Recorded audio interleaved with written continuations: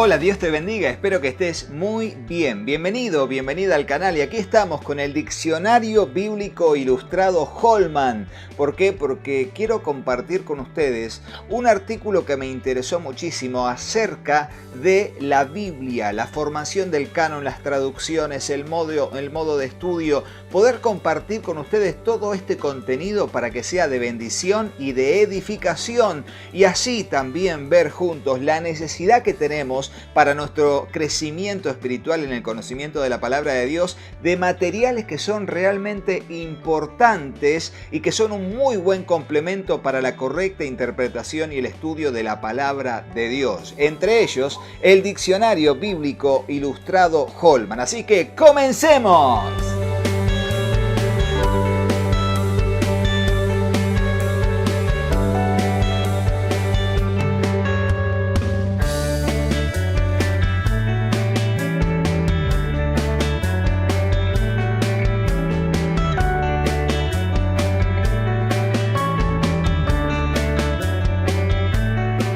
Y así de esta manera quiero compartir con ustedes lo que dice el Diccionario Bíblico Ilustrado Holman acerca de la Biblia en la formación y canon. Dice así: Biblia deriva del término griego biblos, libros, y se refiere al Antiguo Testamento y al Nuevo Testamento. Los 39 libros del Antiguo Testamento y los 27 del Nuevo Testamento forman el canon de las Sagradas Escrituras. Canon originalmente quiere decir caña y pasó a significar regla o vara para medir. En este sentido, la Biblia es la regla o patrón de autoridad para los creyentes. El concepto de canon y el proceso de canonización se refieren al momento en que los libros obtuvieron la condición de sagradas escrituras, los patrones de autoridad para la fe y la práctica. Aquí viene el primer subtítulo llamado Organización de la Biblia. El Antiguo Testamento se escribió fundamentalmente en hebreo, con algunas porciones de Esdras, Nehemías y Daniel en arameo. El Antiguo Testamento hebreo está dividido en 3 secciones: la ley o Torá, Génesis, Éxodo, Levítico, Números y Deuteronomio; los profetas, divididos en profetas anteriores, Josué, Jueces, Primera y Segunda de Samuel, Primera y Segunda de Reyes; y profetas posteriores, Isaías, Jeremías, Ezequiel y el libro de los 12, Oseas a Malaquías; y los escritos. Estos se incluyen 3 grupos: libros poéticos, Job, Salmos, Proverbios; los rollos de las festividades o Megilot, donde están Ruth, Esther, Eclesiastés, Cantar de los Cantares y Lamentaciones; y los libros históricos, Primero y Segundo de Crónicas, Esdras, Nehemías y Daniel. El orden actual de los libros del Antiguo Testamento está basado en la Septuaginta, la traducción griega del Antiguo Testamento. El Nuevo Testamento, escrito en griego, está organizado con los libros narrativos, los 4 evangelios y hechos, seguidos por las epístolas paulinas y epístolas generales, y concluyendo con Apocalipsis.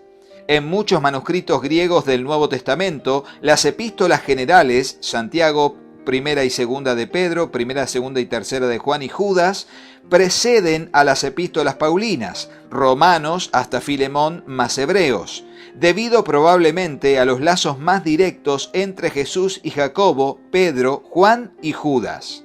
Próximo subtítulo dice: Desarrollo del canon del Antiguo Testamento.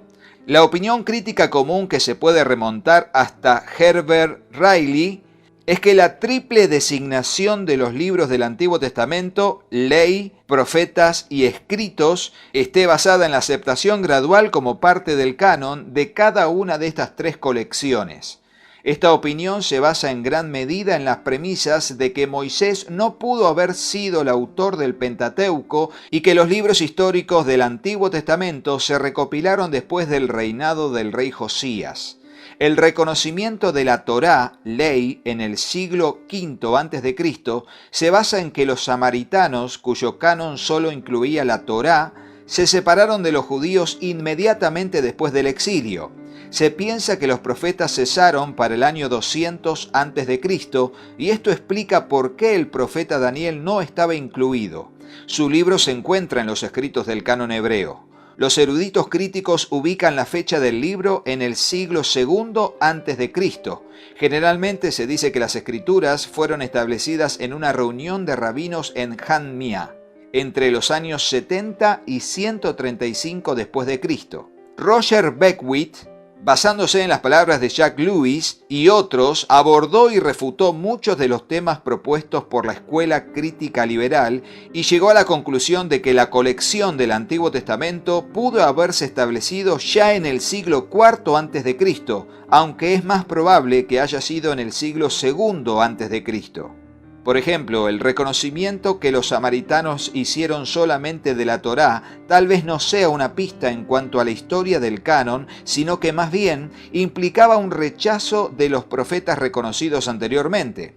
Segundo, los rabinos de Hanmia no estaban interesados en la canonización, sino en la interpretación. Finalmente, aunque la designación de ley, profetas y escritos era algo conocido e importante, tal como se señala en el prólogo de Eclesiástico, Beckwith demostró que este hecho no es una guía creíble en cuanto al proceso de canonización. Cuando Dios decidió revelarse a su pueblo y establecer una relación permanente con ellos, utilizó el principio de pacto, un concepto conocido en la cultura del antiguo Cercano Oriente. La formación de un pacto incluía comúnmente la creación de un documento. Además, la historia del pacto se reflejaba naturalmente en la actualización de ese documento. Por lo tanto, junto con el pacto mosaico llegó el documento mosaico y a medida que se escribía cada uno de los libros del Antiguo Testamento, su autoridad como palabra de Dios revelada hacía que la comunidad israelita en surgimiento la adoptara inmediatamente como algo sagrado a lo cual había que someterse. Moisés, como mediador del pacto, escribió la Torá bajo la guía divina. El resto de las escrituras, los profetas anteriores y posteriores y los libros post-exílicos fueron aceptados de manera igualmente inmediata a medida que cada uno de ellos se le entregaba a la comunidad israelita y ésta los recibía. La conclusión de este proceso pudo haberse producido cuando se aceptó el último libro como autoridad y vinculante, a lo que se hacía referencia como que contamina las manos. Este libro pudo haber sido Malaquías, reconocido comúnmente como el último profeta, o Crónicas, el último del orden canónico hebreo. Cualquiera sea el caso, lo que los protestantes reconocieron como los 39 libros del canon antiguo testamentario, igual que los 22 o 24 libros de la comunidad judía. Por ejemplo, los profetas menores se contaban como un solo libro, Jeremías y Lamentaciones como uno, Esdras y Nehemías como uno, etc. Se estableció muy cerca de la época en que se escribió este último libro. Y allí nos manda a ver la palabra pacto. Sigamos. Desarrollo del canon del Nuevo Testamento.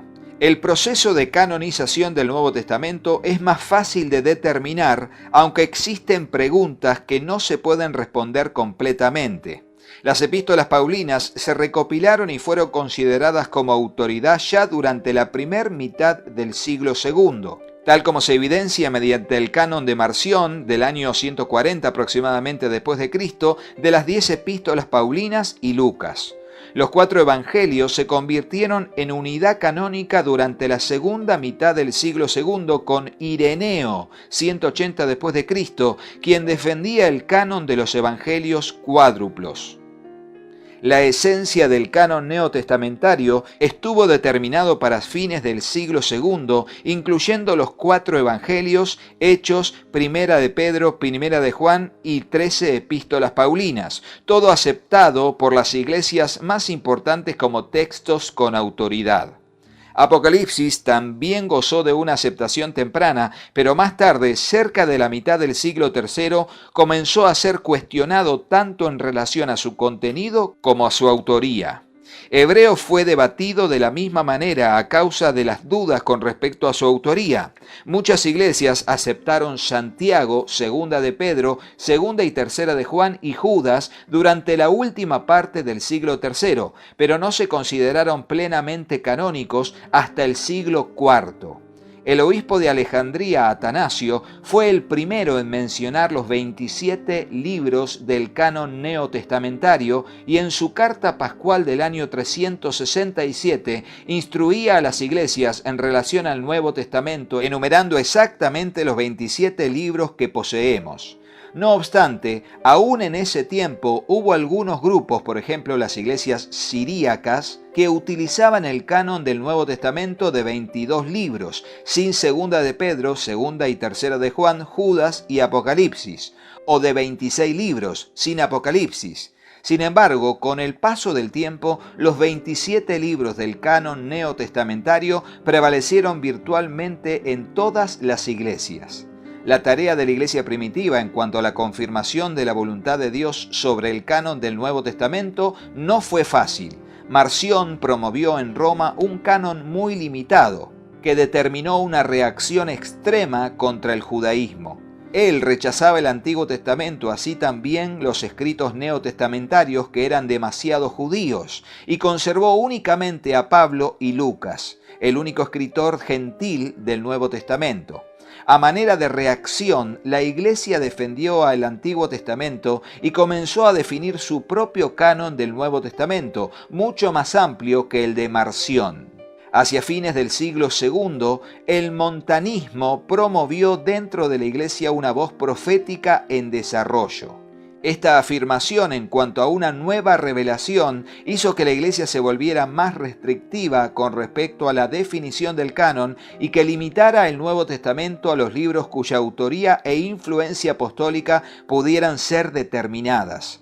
A medida que la tarea continuaba, el proceso guiado por el Espíritu se fue desarrollando según ciertos parámetros. Para que un libro fuese considerado Santa Escritura, canónico, tenía que gozar de una amplia aceptación entre las iglesias. La aceptación local no era adecuada.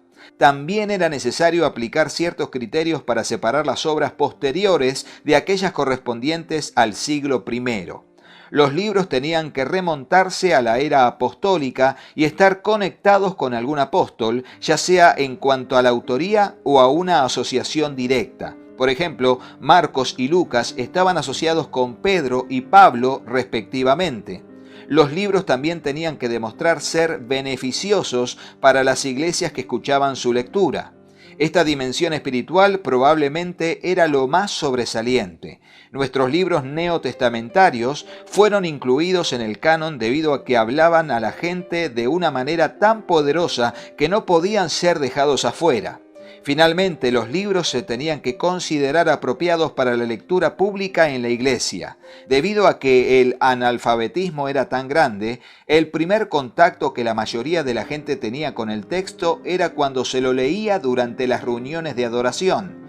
Esos textos leídos durante las reuniones de adoración se escuchaban como la palabra de Dios con autoridad. Tales textos se hallaban camino a la plena canonización. Una etapa adicional de la canonización tuvo lugar durante la Reforma. Los reformadores, haciendo eco a las palabras de Jerónimo, sostenían que era necesario seguir el canon judío del Antiguo Testamento, y así fue que solamente aceptaron 39 libros del Antiguo Testamento hebreo en lugar del Antiguo Testamento extendido que se consideraba la Septuaginta. Estos libros adicionales, apócrifos, también se encontraban en la Vulgata latina, Biblia fundamental de la Iglesia occidental durante más de 1000 años antes de la Reforma.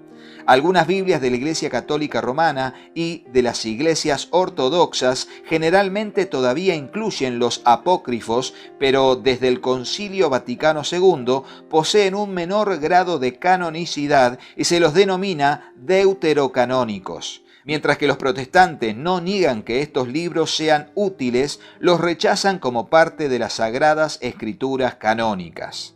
Y allí nos manda a ver libros apócrifos, Antiguo Testamento, apócrifos, Nuevo Testamento. Y allí firma Bill Warren y Archie England, que son los autores de este artículo. Seguiremos más adelante con Biblia y hermenéutica, para saber de qué modo es el correcto de interpretar la Biblia en base a este artículo que veremos en el próximo de los videos de esta serie, Conociendo la Biblia. Espero que te haya agradado lo que leí de este diccionario bíblico Holman, que de hecho, si querés conseguirlo, comunicate al número que figura en pantalla y allí te atenderé con responsabilidad. Mientras tanto, nos preparamos para un próximo video en esta serie llamada Conociendo la Palabra de Dios. Dios te bendiga, pero no te vayas de aquí sin hacerle caso a mis hijos. Hola, yo soy Katy. Si te gustó el video, ponele me gusta. Y dejales un comentario. Hola, yo soy Juanpi. Y acordate, suscríbete al canal y activar la campanita. Y acordate de compartirlo con tus amigos. Así que hasta el próximo video. ¡Chao, chao! ¡Que Dios los bendiga muchísimo! ¡Chao! ¡Chao, chao!